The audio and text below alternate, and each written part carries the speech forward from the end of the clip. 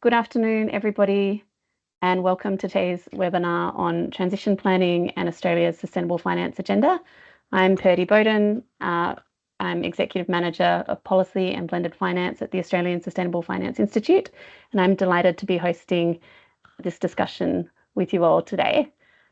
I want to acknowledge that I'm joining you from Ngunnawal and Ngambri country. I want to pay my respects to elders past and present from this beautiful country in Canberra, and also pay my respects to elders from the country you're all joining from.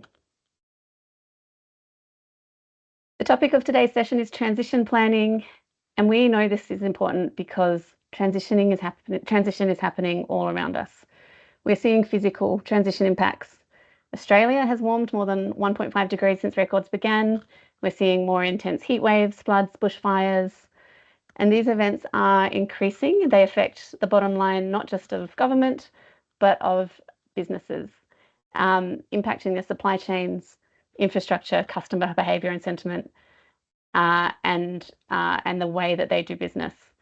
More encouragingly, we are also seeing economic transition already underway. Last year, global clean energy investment well outpaced fossil fuel investment. And here in Australia, renewables up to close to 40% of our power mix. So we are seeing also transition impacts beyond climate and in broader nature and social related changes, which also, of course, have an economic impact. For financial institutions and other businesses, navigating this changing landscape is a challenge and an imperative. Transition planning is not a nice to have. We're seeing this reflected in emerging international frameworks like the UK Transition Plan guidance, and these are really setting the tone. And more recently, we've seen Australia-specific guidance, some of which will be discussed today.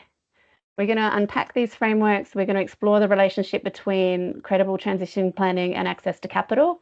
And we're going to learn more about the relationship of transition planning and other key pieces of Australia's sustainable finance architecture, including the Australian taxonomy. We have excellent speakers today to guide us through the discussion. And we'll hear from each of them, and then we'll have some time for audience Q&A. So as I mentioned, please pop your questions into the Q&A function. With that, it's my pleasure to introduce our first speaker, Kate Griffiths, Executive Manager, Research and Policy at the Australian Council of Superannuation Investors. Kate's going to kick off and give us the lowdown on investor expectations for transition plans and why ACSI saw value in partnering with the AICD to develop transition plan guidance for directors. So over to you, Kate. Thanks, Purdy. Good afternoon, everyone. It's great to be here. Thanks to ASFI for having me. And I would also like to acknowledge that I'm on Wadawurrung country down on the beautiful surf coast in Victoria, and also pay my respects. I thought that I'd just start. Many, I think, of you on the call will be aware of ACSI's role and its work, but some of you may not. We're a member-based organisation, and we help our large investor members manage their environment, social and governance risk in their listed equity portfolios in Australia. And we do that through a program of research, engagement and policy work. So clearly, climate risk is a large risk that spans the economy, and that includes listed equities. And so our members are very interested in understanding that risk and making sure that they are mitigating it to the extent possible. As Purdy said, we recently collaborated with the AICD to develop a resource for company directors on transition planning. We hold over 300 meetings a year with listed companies and their senior executives and directors to discuss their approaches to managing their ESG risk in their portfolio. As I mentioned, climate is a really large part of those discussions. So why did we think it was a good idea to collaborate with the AICD? Well, directors are representatives of large shareholders in the listed companies, and I think it's really clear that they need to be armed with the right information. They need to be able to oversee and guide a company's response to these risks. So we set about developing a resource to help directors do just that. And of course, the AICD is a natural partner to do that work. I guess a couple of perspectives that I'd like to draw out, particularly on this call, and then, of course, Christy from the AICD will give the AICD's perspective. But a couple of things that really came to the fore in preparing this guidance we felt were worthwhile drawing out on the call today.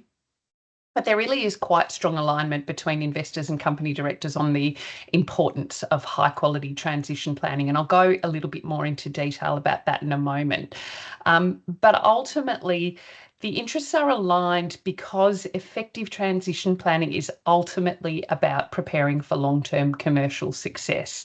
And I think in the coming environment and the transitions that Purdy was talking about in our society and our economy mean that we do need to plan to withstand that and assess resilience. So we teamed up to provide information and support the market in high quality transition planning. I'll move on now to, and we felt that it was important to provide a perspective on how investors actually use transition plans. And they are used in a number of ways. They help investors assess the climate-related financial risks and opportunities that could affect their long-term investment value. And that's a really fundamental concept for investors because they have a duty to act in the best financial interests of their beneficiaries and members. So it's fundamental to understand how those risks and, of course, opportunities are expected to impact the value of investments. So they use the information in those transition plans to consider how they might minimise the risks and make the most of the opportunities. So those transition plans do inform investment decisions.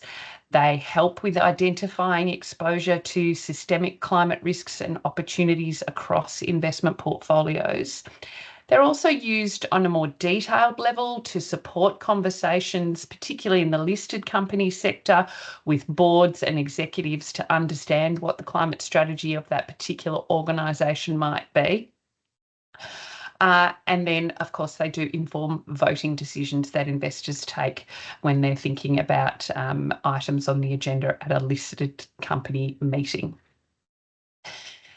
As we sort of progressed through the exercise of preparing the guidance, we really found that there were two key messages that we wanted to highlight.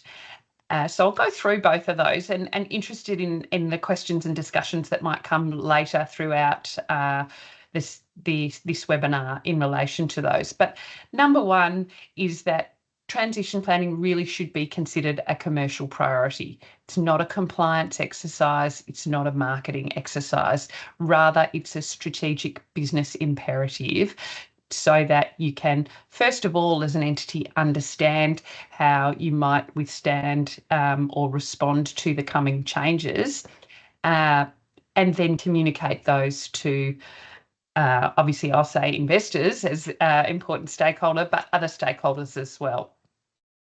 So it follows then, I guess, that effective transition plans should really align with commercial goals, be integrated into core business strategies, as well as supported with realistic resources and effective governance processes. And the resource we prepared goes into quite a bit more detail about those items and the commercial priority underpinning an effective transition plan.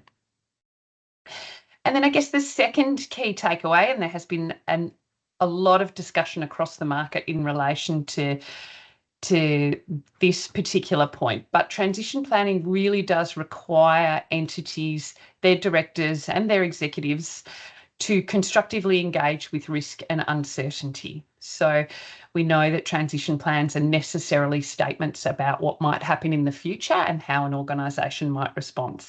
And there's clearly an element of uncertainty in that, and uncertainty can make people uncomfortable.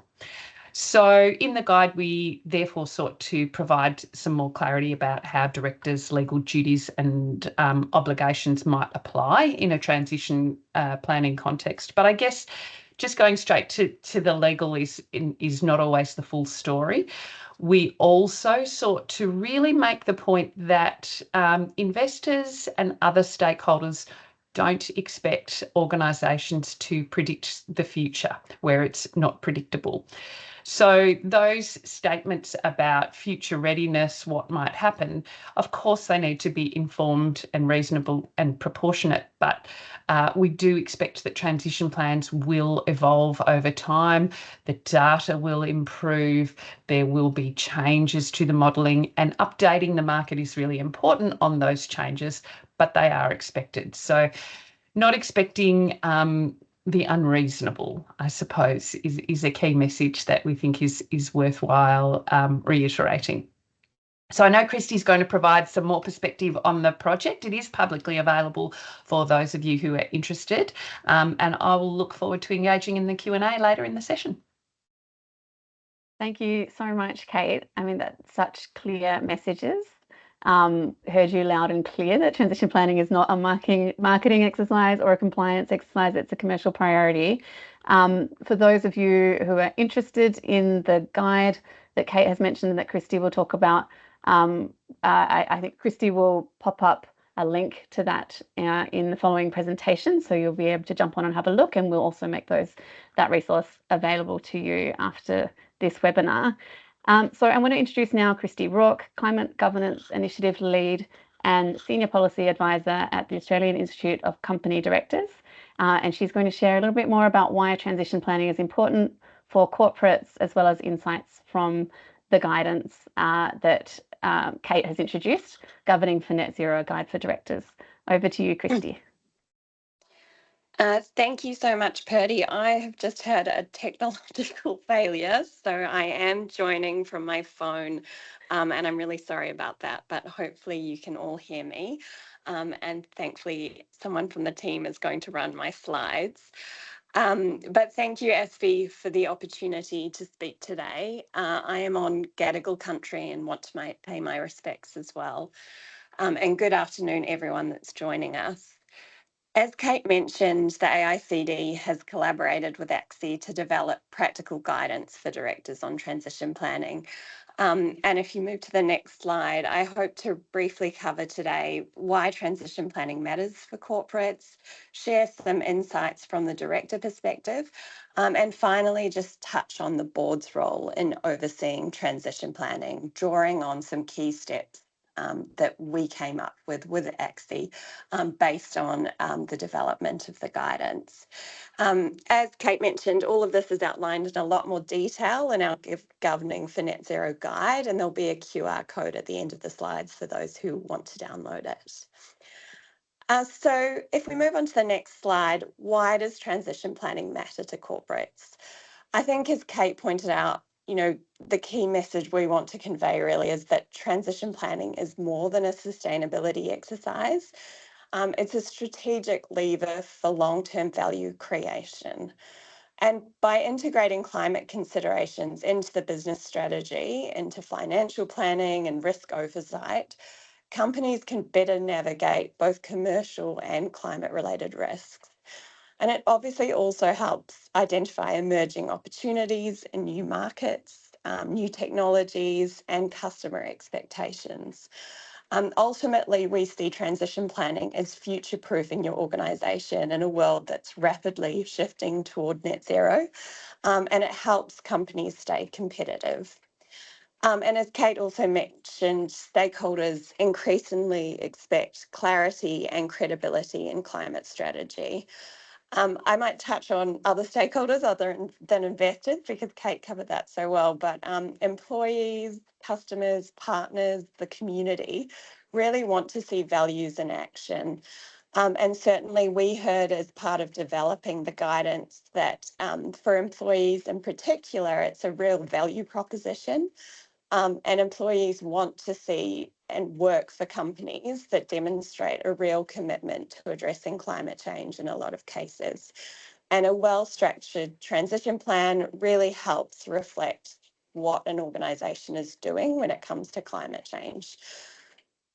If we move to the next slide, I will just touch on a couple of the points. Oh, sorry, we'll go to the next one. On some of the key insights that came from directors who are really at the forefront of climate transition planning. And I think, that again, one that Kate mentioned was this real need to embed transition planning in core strategy. The directors were very clear that it can't be treated as a standalone compliance exercise or siloed within the sustainability team. It needs to be integrated into the heart of the corporate strategy. And crucially, one point that came up time and time again is the important role of the CEO and involving them from the outset. So, it is really important that the senior leadership and management team are invested in the strategy. Another point that came up was the need to prioritise clarity over complexity. I think for some organisations, when they first did their first iteration of a transition plan, it was overly complex and dense and detailed. And it sort of made it difficult to discern what the strategic intent of that transition plan was. So what we wanted to say is, that there's a real need to emphasise clarity and transparency when preparing a transition plan. And the third point I'll just mention is, yes, ambitious climate targets are important, but it's so important that they are grounded in realistic assumptions. And that means that it's very important for organisations to consider their financial constraints, their technological readiness and operational capacity, among many other things. And if we move on to the next slide, of course, while there is strong momentum amongst some of our leading companies for transition plannings, there are some real world challenges that they're grappling with. And I think, one of the ones that came up on a lot was the lack of alignment across global transition planning frameworks. And certainly the UK's TPT framework is emerging as the sort of leading framework. It is still relatively new, and I know we're going to touch on it later, but we're certainly of the view that Treasury's guidance, which draws on the TPT, is a really good thing, and that will help streamline expectations and provide clearer direction for Australian companies. Another issue that I know, certainly directors and organisations are grappling with is that not all stakeholders are on the same page, particularly when short-term financial performance is at stake. So, a clear message from directors that we spoke with was that they need to proactively engage with those stakeholders to clearly communicate how a transition plan supports the long-term value and profitability of the organisation. And then if we move on to the next slide, I wouldn't be representing the AICD if I didn't touch on directors' duties. But it's certainly now very well established that directors can, and in the face of foreseeable financial risks, must consider climate change when pursuing the best interests of the corporation. Directors do need to oversee climate strategy, risk and disclosure with care and diligence, and that is consistent with their statutory duties under the Corporations Act. And from a transition planning perspective, that involves ensuring that all climate statements are accurate and not misleading. And from a practical sense, that just means putting in place appropriate verification and assurance processes to support credible transition plans. And then finally, on the next slide, I just wanted to share with you, this is an extract from our the guidance that we prepared with ACSI. And it really focuses on the board's role in transition planning. Obviously, each organisation must shape its own response to the individual challenges it's facing. But from our discussions, there are clear common elements that certainly experienced boards focus on when guiding the transition. And I'm not going to go through all of them because I know there are a lot of people who are going to speak to you today. But, I think the first very obvious one is there's this need to first understand the risks and opportunities that your organisation faces, and scenario analysis is an essential tool to test strategy against different climate futures.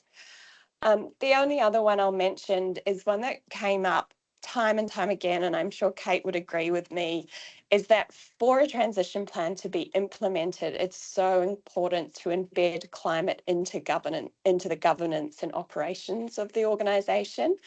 And that really means integrating transition considerations into strategy, capital allocation, and into executive accountabilities. So that will ensure that transition plans aren't just aspirational, but also actionable. And I might leave it there, Purdy. Christy, thank you so much. Super clear and valuable insights, and do encourage everybody to check out that guide. You can access it right now with the QR code there.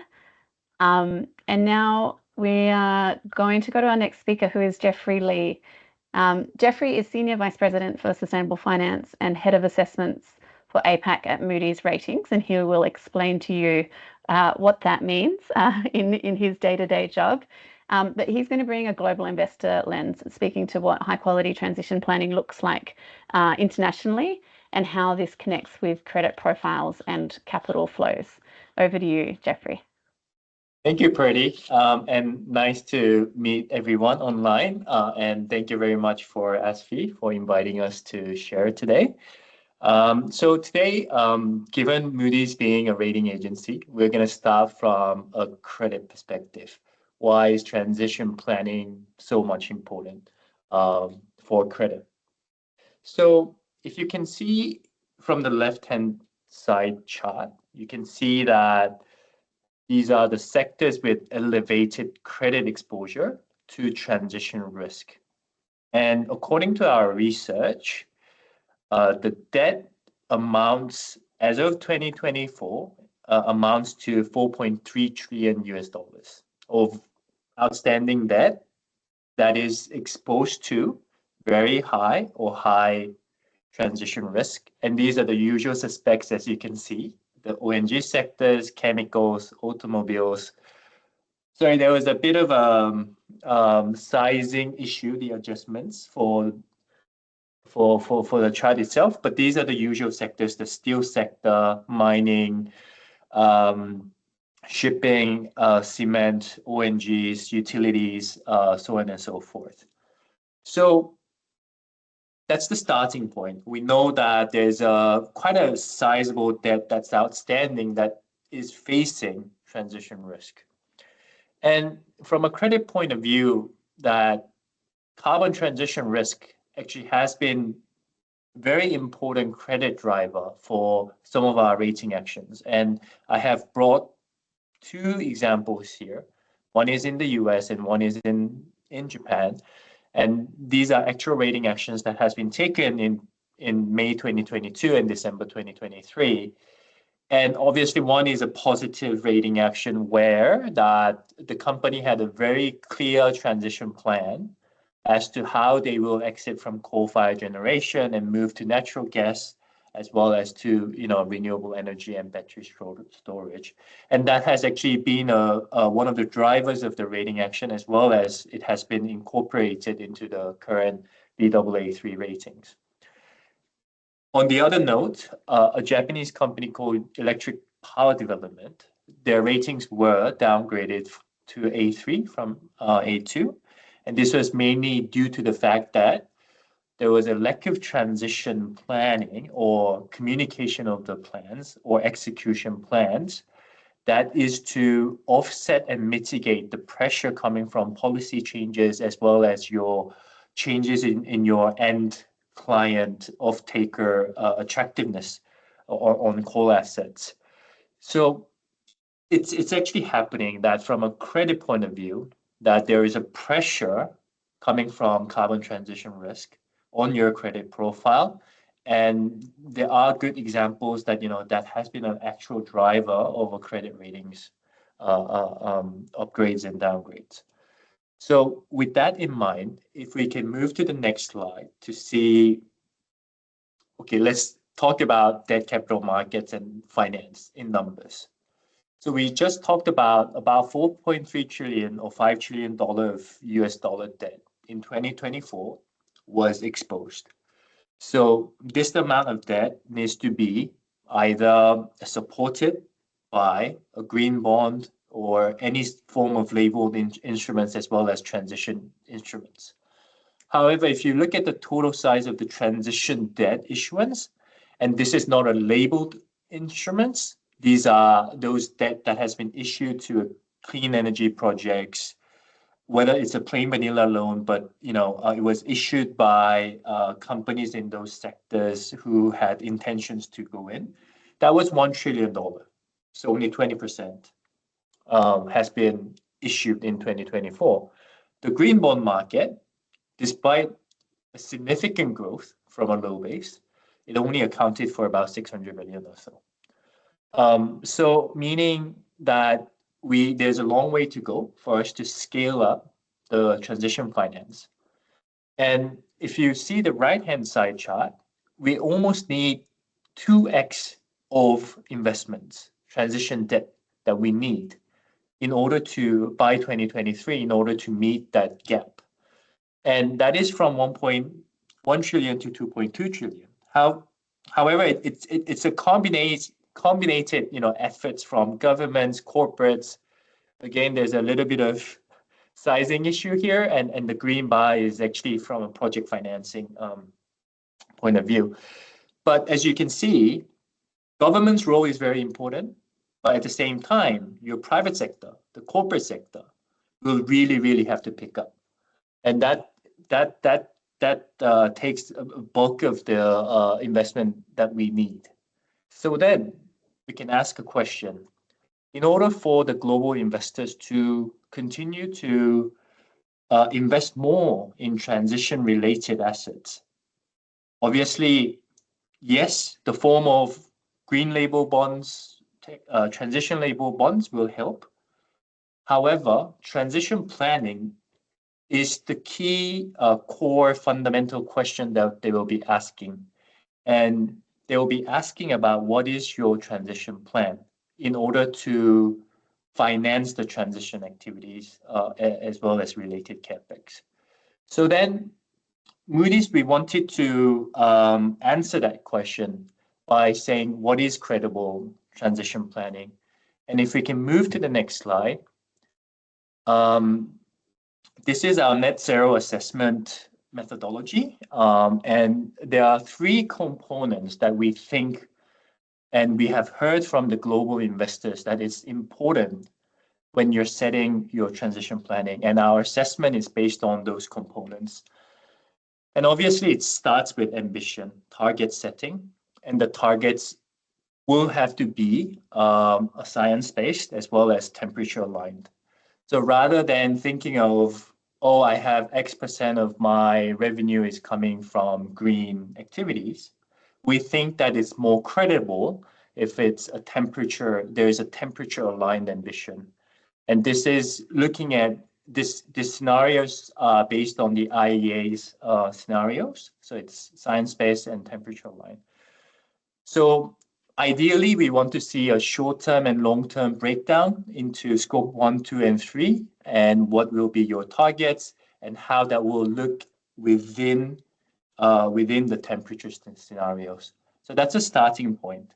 And obviously, we're not only looking at Paris-aligned scenarios such as 1.5 and 2, because if we really want to push the corporates to think about transition planning, we believe that there's not many corporates that's ready to have a 1.5 only alignment. So we start from ambition and then implementation.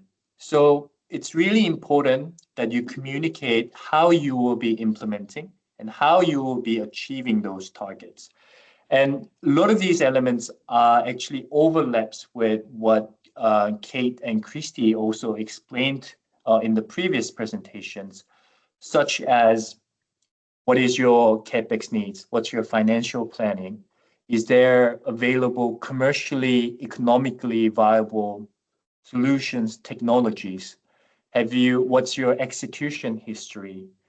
How are you going to finance those new upcoming CapEx? So it's not only a story about, oh, this is my target, but you need to really have a very concrete idea of how you are planning financially as well as from a technological availability point of view. So we look at implementations from a strong to under development scales, and this is a kind of a notching factor for us, meaning that no matter how ambitious you are, if you don't have a very strong or solid implementation, your assessment scores basically could be pulled down, and vice versa, that you don't have a very strong ambition plan that's Paris aligned, but you have a very solid, strong implementation plan. Eventually, your final outcome could be actually at par. And the last but not least, the important pillar is actually governance point. And here we look at two things. One is carbon accounting and how that has been verified on how basically how you calculate your carbon accounting and your emissions. But the second pillar of the GH governance is also goes back to Kate and Christie's point. How much does the board understand the strategy? How much of that decarbonization strategy is in line or aligned with your overall business strategy? Is board of directors on top of these strategies? Did they have actually approved it? Did they get a shareholder approval? In some sectors like utilities, is there like government approvals that backs and supports these implementation and the governance structure of it? So it's a very holistic. I mean, obviously, I don't have too much time to go through in detail. However, these are some of the components that's very important when you are thinking about setting up your transition planning. I have two more slides. If we move to the next one, I do want you to highlight very quickly on 2 points when we think about transition planning. One, EM is different. Emerging markets, including Asia Pacific, is different from advanced economies. So the expectation of your decarbonization pathway is different, and it should be different. Of course, the pace will be affected by those expectations. So inherently that in EM, the decarbonization will be slower. I think that's something that we have to admit. And we do consider that in our assessments when we do a transition planning assessment. However, that doesn't mean that we'll only benefit, because inherently we have a lot of difficulties such as rapid population, economic growth, financial resources. We have a still very new carbon intensive infrastructure, including that's affecting our power infrastructure and grid. Some of the lack of supply chain data availability. So we inherently carry these challenges, which will offset some of the expectations that EM can have a slower transition. However, these are the challenges that we will have to overcome when we think about it. If we move on to the last slide, another point that I wanted to really share with the audience was that we should have different expectations for different sectors also, because this is not because of the ambition, but because of the implementation to it. Because implementation for certain sectors might be much difficult than others because of potential regional regulation, subsidies, commercially viable technologies, whether there's enabling products, or whether we have a clean power grid, so on and so forth. There's various reasons we stated here as a key specific drivers on this chart, and we have a very different wide range of expected scoring range for each sectors, meaning that despite many of companies in these sectors might have a Paris aligned scenarios, however, we also have to admit and understand those companies might not have a full tools to implement it at this point in time. And that's where we need to flow our CapEx into actually developing it and trying to understand what are the hurdles and challenges that they're facing to communicate that to the investor community. I think when we speak to the global investors, they're not really only looking for 1.5. I mean, they're looking for 1.5 aligned scenarios, but at the same time, they do understand the difficulties and challenges that the companies are facing. And when it gets to transition planning and transition investment, I think that nuances are very important of how you will implement it. So maybe I'll stop here and we can discuss more in the Q&A section. But thank you.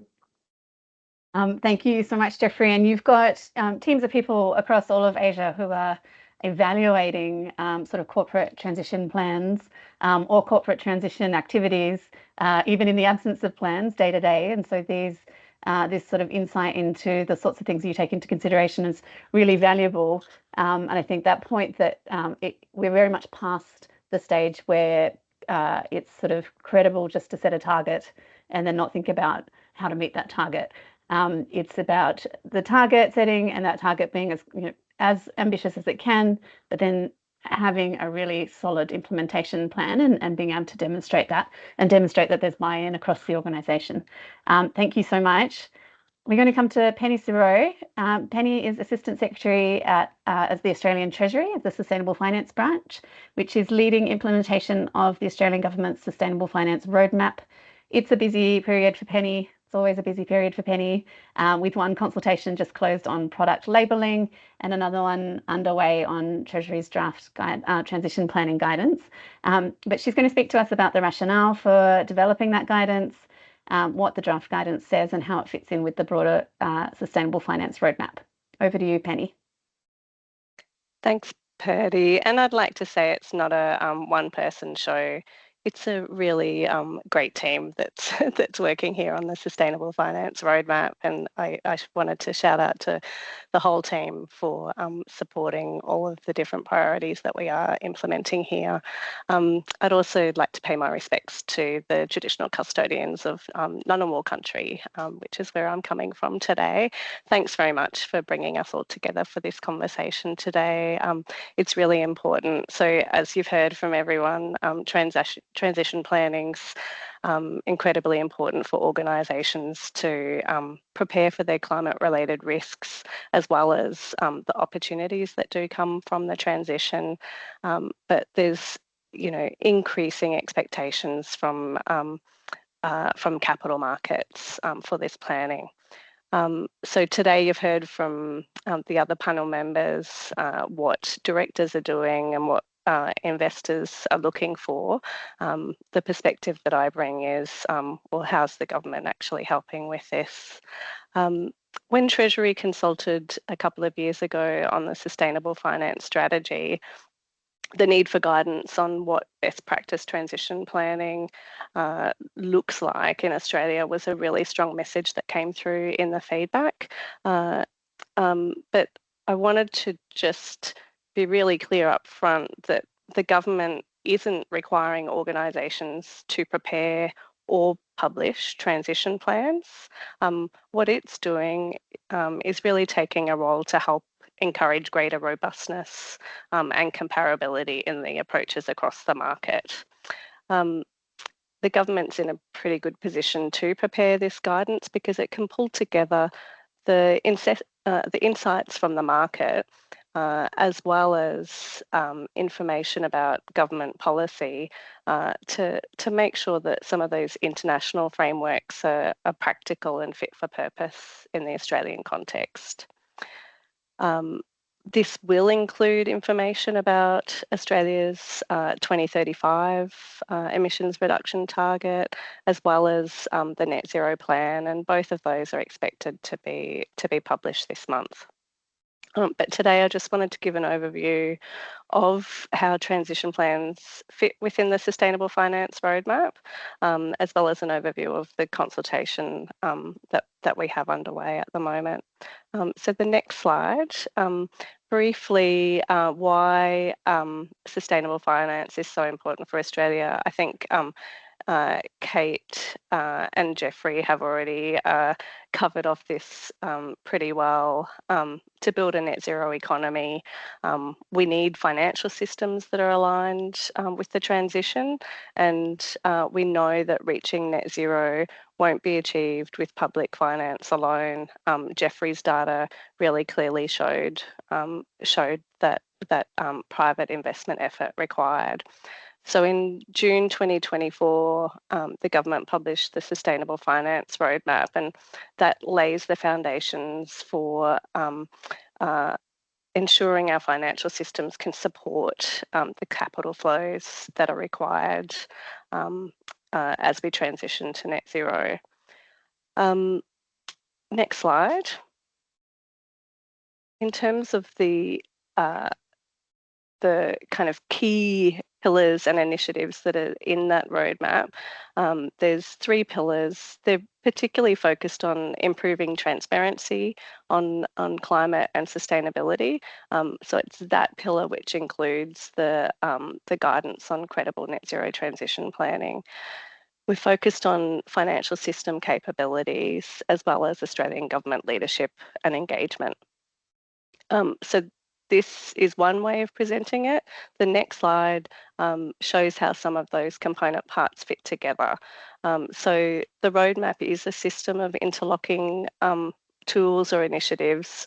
Each of them have a clear purpose, and together they are intended to create transparency, comparability, and the credibility that markets are looking for. So the whole of the roadmap is stronger than the sum of its parts, and many of the components that you see set out here and that were on the previous slide complement each other. The kind of key intention is to better mobilise capital to support climate commitments and to manage climate risks. So the regulation tools and frameworks developed under the roadmap work in conjunction to ensure markets have access to high quality, credible and comparable information when it comes to climate and sustainability. And they help investors and companies have the confidence and certainty they need to invest and manage climate and sustainability related risks. So the next slide is a bit of a focus on the guidance for transition planning. The Sustainable Finance Roadmap committed to delivering best practice transition planning guidance by the end of 2025. So that's to help assist organisations who are undertaking climate transition planning. As I mentioned earlier, the guidance is a voluntary resource. It's designed to be complementary to the climate disclosure reporting requirements that came into effect earlier this year. So we know, and other panelists have already talked about, how credible, comparable and robust transition plans can support a wide range of potential users. They might rely on them to guide investment and lending decisions, and to also understand some of the economy-wide transition levers and pathways. So there are a lot of transition planning guidance and frameworks already available globally. So this guidance from the government is really about helping organisations who are operating in Australia to align with some of those international frameworks, but also to take into consideration domestic policies. So the paper that we released for consultation is in 2 parts.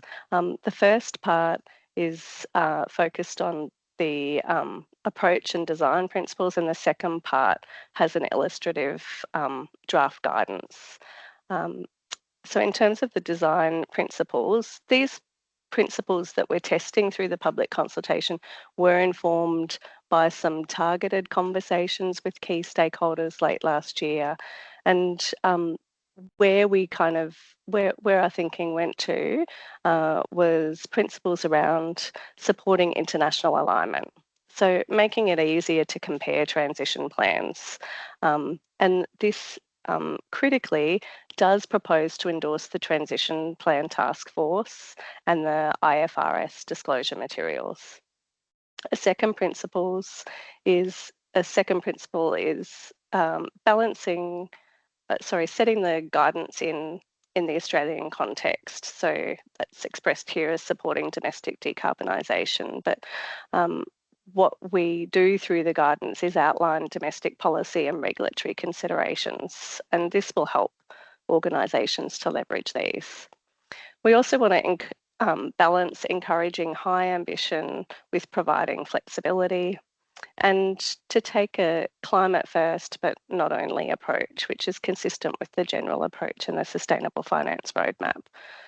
This also recognises that a lot of entities, when they're doing their own transition planning, are taking into consideration broader social and environmental objectives. So the next slide sets out how the draft guidance proposes to help.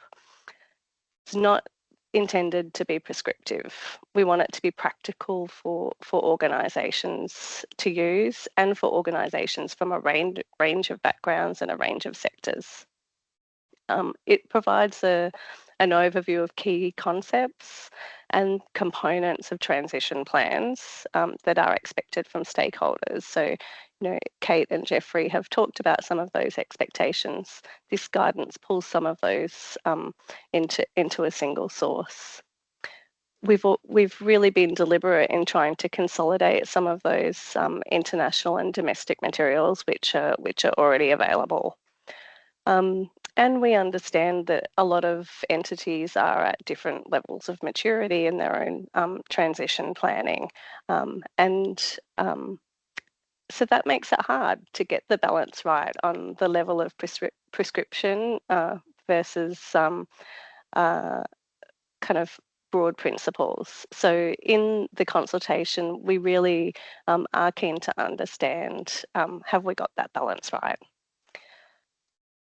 In terms of one of the things that I wanted to cover off today, because it is a question that comes up, it is, to what extent do we see the taxonomy being used, the Australian Statistics, sorry, I have a head cold, bear with me as I lose my wording. To what extent the Australian Sustainable Finance Taxonomy is expected to be used as part of transition planning. So the next slide just emphasises that taxonomies are a voluntary tool in transition planning, but companies might choose to use taxonomies to show which parts of their business are already aligned with net zero, which are in net zero, and where further investment is needed. And this has the benefit of adding further rigour and comparability to their plans. The draft guidance also does have a specific advice on how users could consider the taxonomy.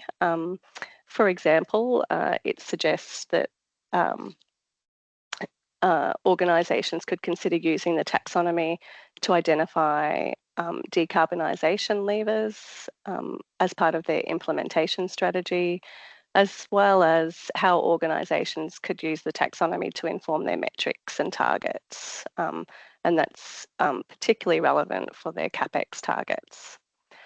We also see the do no significant harm and minimum social safeguards criteria in the taxonomy as an important reference point for considering those broader environmental and social objectives that I mentioned earlier. In terms of next steps, the next slide sets out the timelines for the consultation. So we're inviting submissions up until the 24th of September. The details for where you can make submissions is on this slide. But we're really looking for views on the principles, the usability, and whether we've got that kind of balance right on the level of detail, so that we can finalise the guidance. As I mentioned, the intent is to publish final guidance by the end of 2025. So active engagement from a really wide range of potential users will help that guidance to meet a range of different needs. Thanks, Purdy. Thank you so much, Penny. And so encourage anyone who would like to provide some feedback on that guidance to jump onto the Treasury website and do so before the 24th of September. Our final speaker today is Nicole Yazbek-Martin. Nicole is Executive Manager for Standards and Practice at ASFI, known to many of you, I'm sure, as the person who oversaw the development of the Australian Sustainable Finance Taxonomy. And she's going to get into a bit more detail about the connection between transition planning, disclosure, and the taxonomy.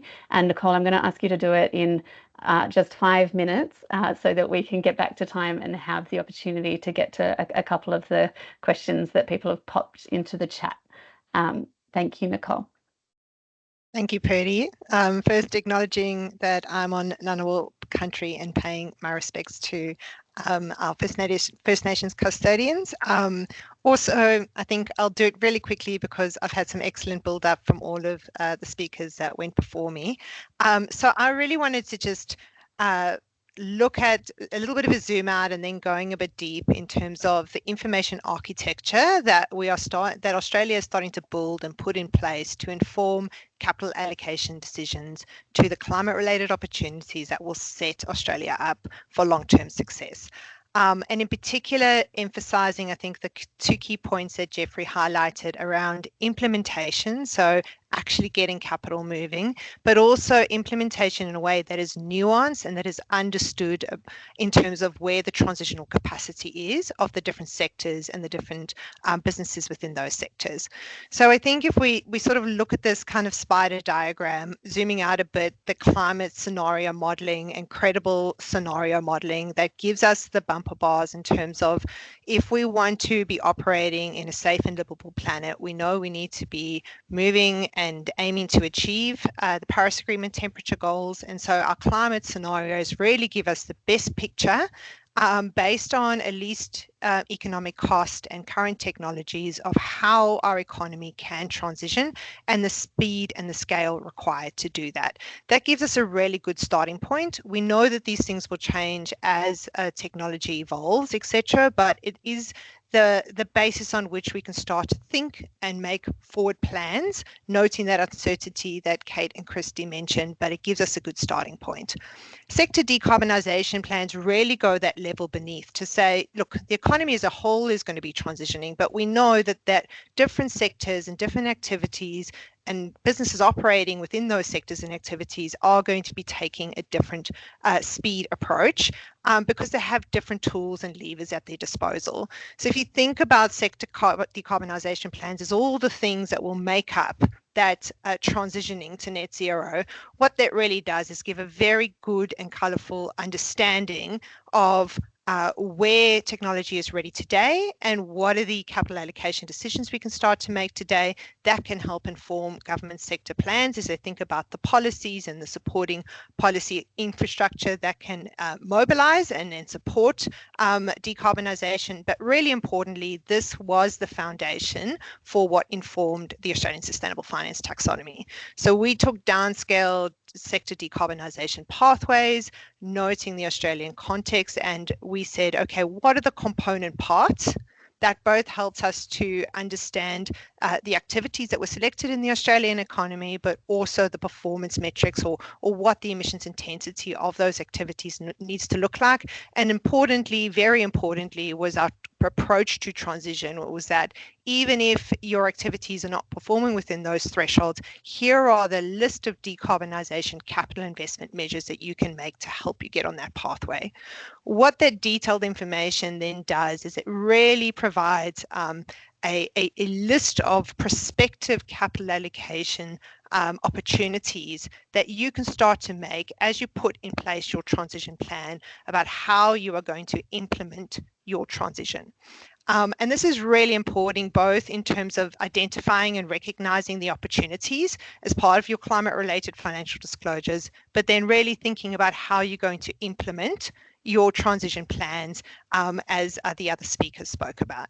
And I think what's really important about this is that companies, the assets that sit within companies, very much determines in a pretty static way what their emissions profile is like today.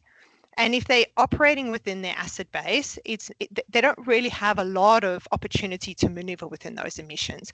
And so it's actually in the capital asset replacement cycle, as you start to look to upgrade your processes, your businesses, your projects, that will determine what your emissions profile is going to look like going forward. And so I think I might kind of leave it there, but just to emphasize the point that Jeffrey made about different pace of transition based on sectors and activities' capacity to decarbonize. If you're simply looking at greenhouse gas target setting and portfolio emissions targets, you're going to miss the understanding of what that transition pathway looks like on an individual business, sector, activity basis. And so really what these different pieces of architecture come together and are sort of codified through the taxonomy and the list of economic opportunities is it gives you a good understanding of how, as companies, particularly those sitting in high emitting sectors, as they are looking at their forward capital allocation plans, you can really see how those jump in emissions are going to be able to take place as they decarbonize their assets and their projects going forward. Thank you so much, everybody, for joining us. Thank you, Christy, Kate, Jeffrey, Penny, and Nicole for your fantastic insights. It's been a pleasure. Please, if you've enjoyed this session or if you have feedback for us, please undertake this short 2-minute survey. The QR code and the link are up on your screens now. Thank you very much for joining us, and have a lovely afternoon.